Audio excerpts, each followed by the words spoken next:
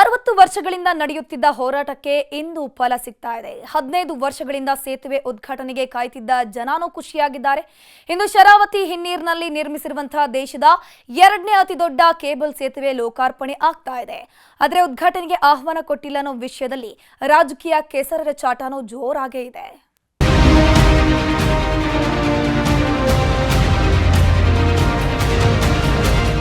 ಮಲೆನಾಡಿನ ಹೆಬ್ಬಾಗಿಲು ಶಿವಮೊಗ್ಗ ಜಿಲ್ಲೆಗೆ ಮತ್ತೊಂದು ಪ್ರವಾಸಿ ತಾಣದ ಮುಕುಟವೊಂದು ಸೇರ್ಪಡೆಯಾಗಲಿದೆ.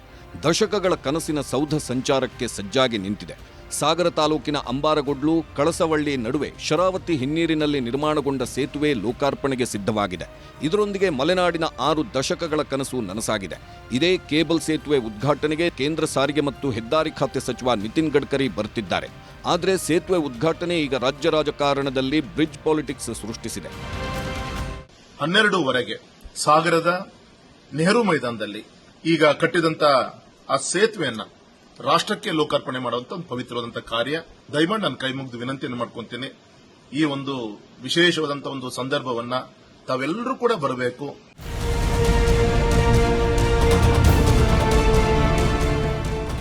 ಸಿಗಂದೂರು ಮಾರ್ಗದ ಈ ಶರಾವತಿ ಸೇತುವೆ ತಲೆ ಎತ್ತಿದ್ದೇ ಎತ್ತಿದ್ದು ಒಂದಿಲ್ಲೊಂದು ರಾಜಕೀಯ ವಾಕ್ಸಮರಕ್ಕೆ ನಾಂದಿ ಹಾಡ್ತಾನೇ ಇದೆ.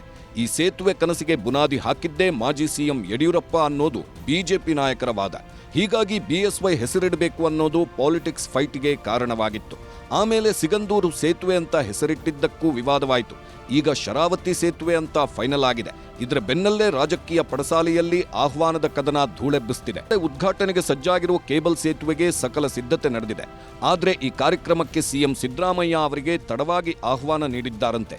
ಹೀಗಾಗಿ ಸಿಎಂ ಸಿದ್ದರಾಮಯ್ಯ ಹಾಗೂ ಡಿಸಿಎಂ ಡಿಕೆಶಿ ಕಾರ್ಯಕ್ರಮಕ್ಕೆ ಹೋಗ್ತಿಲ್ಲ. ಬದಲಾಗಿ ವಿಜಯಪುರದ ಇಂಡಿ ಕ್ಷೇತ್ರದಲ್ಲಿ ನಿಗದಿಯಾಗಿರುವ ಕಾರ್ಯಕ್ರಮದಲ್ಲಿ ಪಾಲ್ಗೊಳ್ಳಲಿದ್ದಾರೆ. ಸಿಎಂ ಅಷ್ಟೇ ಅಲ್ಲ, ಉಸ್ತುವಾರಿ ಸಚಿವರು ಹಾಗೂ ಸ್ಥಳೀಯ ಶಾಸಕರಿಗೂ ಆಹ್ವಾನ ಕೊಟ್ಟಿಲ್ವಂತೆ. ಇದೇ ವಿಚಾರಕ್ಕೆ ಕಾಂಗ್ರೆಸ್ ನಾಯಕರು ಕೇಸರಿ ಪಡೆ ವಿರುದ್ಧ ಸಮರ ಸಾರಿದ್ದಾರೆ. ಸೇತುವೆಯಲ್ಲೂ ಬಿಜೆಪಿ ರಾಜಕಾರಣ ಮಾಡುತ್ತಿದೆ ಅಂತ ಕಿಡಿಕಾರಿದ್ದಾರೆ.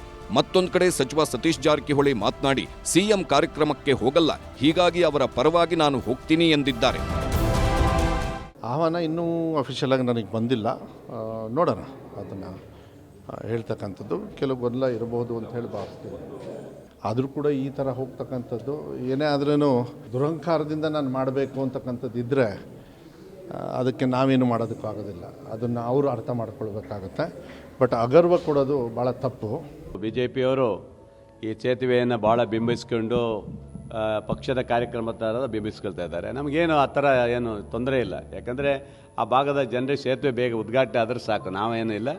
ನಾವು ಯಾವತ್ತೂ ಆ ಥರ ಇದು ಮಾಡ್ಲಿಕ್ಕೆ ಹೋಗ್ತಾ ಇಲ್ಲ. ನಮಗೇನು ಇವತ್ತಿಗೂ ಇನ್ವಿಟೇಷನ್ ಕೊಡಲಿಲ್ಲ, ಇನ್ನೂ ಬರಲಿಲ್ಲ. ಏನು ನಡೀತದೆ ಅನ್ನೋದು ಇವತ್ತಿಗೂ ನಮ್ಗೆ ಹೇಳಲಿಲ್ಲ. ಕೊಟ್ಟಿದ್ದಾರೆ. ಅವ್ರದ್ದೇ ಮುಂಚೆ ಇಂಡಿ ಪ್ರೋಗ್ರಾಮ್ ಮುಂಚೆ ಫಂಕ್ಷನ್ ಫಿಕ್ಸ್ ಆಗಿತ್ತು, ಇವರು ನಂತರ ಇದು ಫಿಕ್ಸ್ ಆಗಿದೆ. ಸೊ ಡೇಟ್ ಕ್ಲಾಶ್ ಆಗಿದೆ. ಹೀಗಾಗಿ ಅಲ್ಲಿ ಅವರು ದೊಡ್ಡ ಪ್ರಮಾಣದ ಕಾರ್ಯಕ್ರಮ ಇದೆ ಇಂಡಿ ಶಾಸಕರದು. ಹೀಗಾಗಿ ಅದನ್ನು ಅವಾಯ್ಡ್ ಮಾಡಲಿಕ್ಕಾಗೋಲ್ಲ. ಸಿಎಂ ಪರವಾಗಿ ನಾವು ಹೋಗ್ತಾ ಇದ್ದೀವಿ. ಮುಖ್ಯಮಂತ್ರಿ ಸಿದ್ದರಾಮಯ್ಯರಿಗೆ ಲೇಟ್ ಆಗಿ ಆಹ್ವಾನ ನೀಡಿದ ವಿಚಾರಕ್ಕೆ ಮಾಜಿ ಸಚಿವ ಕೆಎಸ್ ಈಶ್ವರಪ್ಪ ಕಲಬುರಗಿಯಲ್ಲಿ ರಿಯಾಕ್ಷನ್ ಕೊಟ್ಟರು. ಒಂದು ದೊಡ್ಡ ಕೆಲಸ ಆಗುವಾಗ ಶ್ಲಾಘನೆ ಮಾಡಬೇಕು, ಒಳ್ಳೆ ಕೆಲಸವನ್ನ ಎಲ್ಲರೂ ಸ್ವಾಗತಿಸಬೇಕು ಎಂದಿದ್ದಾರೆ. ನೋಡಿ, ಒಳ್ಳೆ ಕೆಲಸ ಆಗ್ತಾ ಇರೋಂಥ ಸಂದರ್ಭದಲ್ಲಿ ಅದನ್ನು ಸ್ವಾಗತ ಮಾಡಬೇಕು. ಪ್ರತಿಯೊಂದರಲ್ಲೂ ಕೂಡ ಪ್ರೋಟೋಕಾಲ್ ವ್ಯತ್ಯಾಸ ಆಗಿದ್ದರೆ ಅದು ತಪ್ಪೇ. ನಾನು ಅದನ್ನೇನು ಅದು ಮಾಡಿದ್ದು ಯಾಕೆ ವ್ಯತ್ಯಾಸ ಆಯಿತು ಅಂತ ಸಂಬಂಧಪಟ್ಟ ಅಧಿಕಾರಿಗಳು ಗಮನಿಸ್ಬೇಕು. ಅದನ್ನು ಪ್ರೋಟೋಕಾಲ್ ವ್ಯತ್ಯಾಸ ಆಗಿದ್ದರೆ ನನಗೆ ಗೊತ್ತಿ ಆಗಿದೆ ಅಂತ ನನಗೇನು ಅನಿಸಲ್ಲ. ಆದರೆ ಇಷ್ಟು ಒಳ್ಳೆ ಕೆಲಸ ಆಗಿದೆ. ದೇಶದಲ್ಲಿನೇ ಇಷ್ಟು ದೊಡ್ಡ ಒಂದು ಸೇತುವೆ ಉದ್ಘಾಟನೆ ಆಗ್ತಾ ಇರೋದು 2ನೇ ಸೇತುವೆ ದೊಡ್ಡದಿದು. ಅದನ್ನು ಎಲ್ಲರೂ ಸ್ವಾಗತ ಮಾಡಬೇಕು. ಅಲ್ಲೇನು ಲೋಪದ ದೋಷಗಳಾಗಿದೆ ಅದು ಸರಿ ಮಾಡ್ಕೋಬೇಕು. ರಾಜಕೀಯ ಏನಾದರೂ ಇರಲಿ, ಶರಾವತಿ ಸೇತುವೆ ಕರ್ನಾಟಕದ ಅತಿ ಉದ್ದದ ಒಳನಾಡು ಕೇಬಲ್ ಸ್ಟೇಡ್ ಸೇತುವೆ ಎಂಬ ಹೆಗ್ಗಳಿಕೆಗೆ ಪಾತ್ರವಾಗಿದೆ. ಲಕ್ಷಾಂತರ ಜನರ ಕನಸಾಗಿರುವ ಈ ಸೇತುವೆಯ ವಿಶೇಷತೆ ಏನು ಅನ್ನೋದನ್ನ ನೋಡೋದಾದ್ರೆ, ಶರಾವತಿ ಹಿನ್ನೀರಿನಲ್ಲಿ ನಿರ್ಮಾಣವಾಗಿರುವ ಈ ಸೇತುವೆ ದೇಶದ 2ನೇ ಅತಿ ಉದ್ದದ ಕೇಬಲ್ ಬ್ರಿಡ್ಜ್ ಅನ್ನೋ ಹೆಗ್ಗಳಿಕೆಗೆ ಪಾತ್ರವಾಗಿದೆ. ಬರೋಬ್ಬರಿ 473 ಕೋಟಿ ರೂಪಾಯಿ ವೆಚ್ಚದಲ್ಲಿ ನಿರ್ಮಾಣಗೊಂಡಿದ್ದು ಕೇಬಲ್ ಸ್ಟೇಡ್ ತಂತ್ರಜ್ಞಾನ ಬಳಕೆ ಮಾಡಲಾಗಿದೆ. ಸೇತುವೆಯು ಸುಮಾರು 2.25 ಕಿಲೋಮೀಟರ್ ಉದ್ದವಿದ್ದು 11 ಮೀಟರ್ ರಸ್ತೆ ಅಗಲವಾಗಿದೆ. ಒಟ್ಟು 17 ಪಿಲ್ಲರ್ಗಳನ್ನು ಹೊಂದಿರುವ ಈ ಸೇತುವೆಯು ಕೇಬಲ್ ಸ್ಟೇಡ್ ತಂತ್ರಜ್ಞಾನವನ್ನು ಬಳಸಿ ನಿರ್ಮಿಸಲಾಗಿದೆ.